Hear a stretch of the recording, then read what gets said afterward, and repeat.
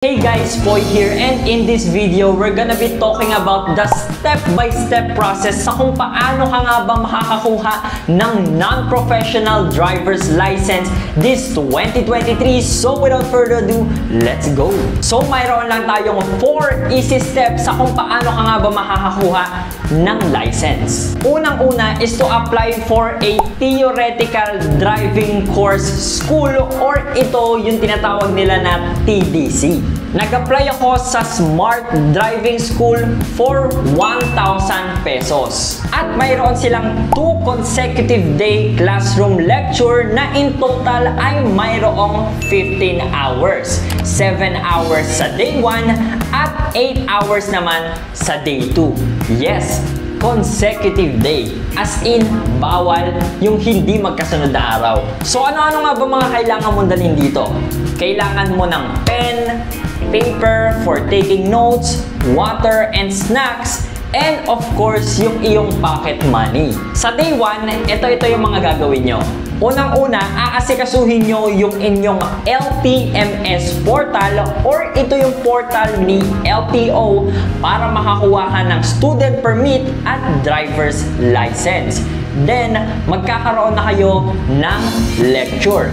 After the lecture, magkakaroon kayo ng short break. And after ng short break, lecture ulit. Then, magkakaroon kayo ng 1 hour lunch. After ng 1 hour lunch nyo, magkakaroon ulit kayo ng lecture. And then, sa huli, bago matapos ang araw, magkakaroon kayo ng quiz that is composed of 60 items. Don't worry guys, yung 60 item na quiz naman ito ay hindi naman siya recorded. Binibigay lang ito sa inyo ni Smart para lang maalala nyo yung napag-aralan nyo buong maghapon. Then on day 2, diretso lecture na kayo. Magkakaroon pa rin kayo ng usual na short break at lunch na mayroong lecture in between. Then after ng lunch nyo, just before kayo mag-final exam, magkakaroon ulit kayo ng final lecture. Ang kanilang final examination is composed of 120 items with 96 as their passing score. Huwag ka mag-alala kung babagsak ka dahil unlimited naman ang takes dito kay Smart Driving School if you fail to reach their passing score sa inyong unang attempt. Ang nakuha kong score sa akin ay 112. So masasabi ko that it is relatively easy kung nakinig ka sa lecturer. After few days, aantayin mo lang na ma-process nila yung inyong TDC certificate at i-release din nila ito. So yung sa akin, nakuha ko siya after just 4 days. Then punta naman tayo sa ating step 2, which is yung mag-apply ka na for your student permit. So ano naman ang mga kailangan dito? Kailangan mo magdala ng PSA or NSO photocopy and ang inyong valid ID photocopy. Pumunta ka sa pinakamalapit na LTO office branch, preferably yung district office na, dahil mas marami silang transaction na hinahandle or available sa kanilang mga district offices. After nyan, i-redirect ka nila sa kanilang medical examination, wherein i-examine dito yung inyong mga eyesight, height, weight, eye color, and etc. So dito, magkakaroon kayo ng biodata input including yung inyong photo. I highly recommend na kumuha na kayo ng 2 kopya ng inyong makukuha ng medical certificate dahil gagamitin nyo rin at kakailanganin nyo rin ng medical certificate sa inyong pag-a-apply sa inyong driver's license. Don't worry, dahil hindi naman mag-e-expire ang medical certificate after just 1 month. Nagbayad naman ako dito ng 400 pesos for my medical examination. Then after neto, pababalikin ka nila sa LTO to proceed with your application. Mag-fill up ka lang ng form sa kanila with the necessary details and isasubmit mo ito.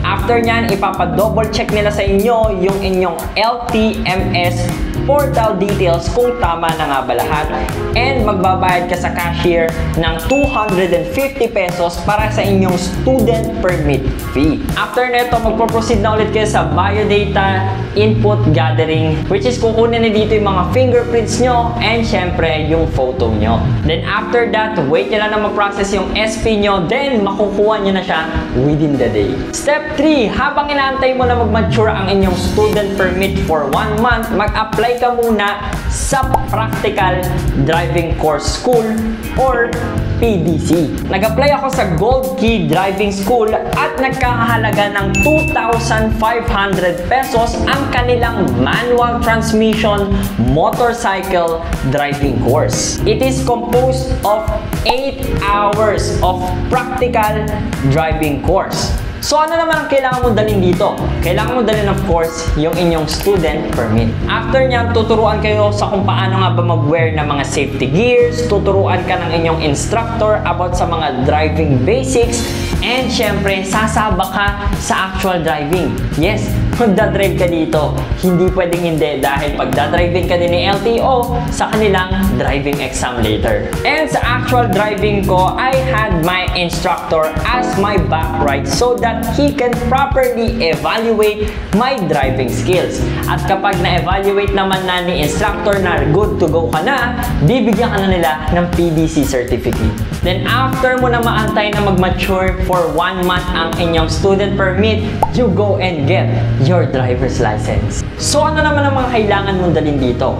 Kailangan mong dalhin ang inyong student permit, medical certificate, PDC certificate, and lots of patience. Don't worry guys kung aabutin kayo ng maghapon sa LTO dahil wala namang noon break ang most of their offices. So pumunta ka sa nearest LTO office, again preferably sa district office, and fill up their application form. After mo ito i-fill up, isubmit mo ito sa kanila at pagbabayaran ka sa cashier ng 100 pesos for their examination fee. After neto, you'll wait for your name to be called, then you can enter the examination room. Take note, bawal ang cellphone sa examination room. Exams are either written or computerized and pwede kang mamili between English and Tagalog. Computerized examinations are traced with iris tracker to avoid cheating. So once na lumingon ka for too long sa inyong katabi, your exam will be voided and magre-reset ito back to start. Items are mostly situational and based on stock knowledge. So make sure na nakinig ka sa inyong instructor noong nasa theoretical driving course ka pa.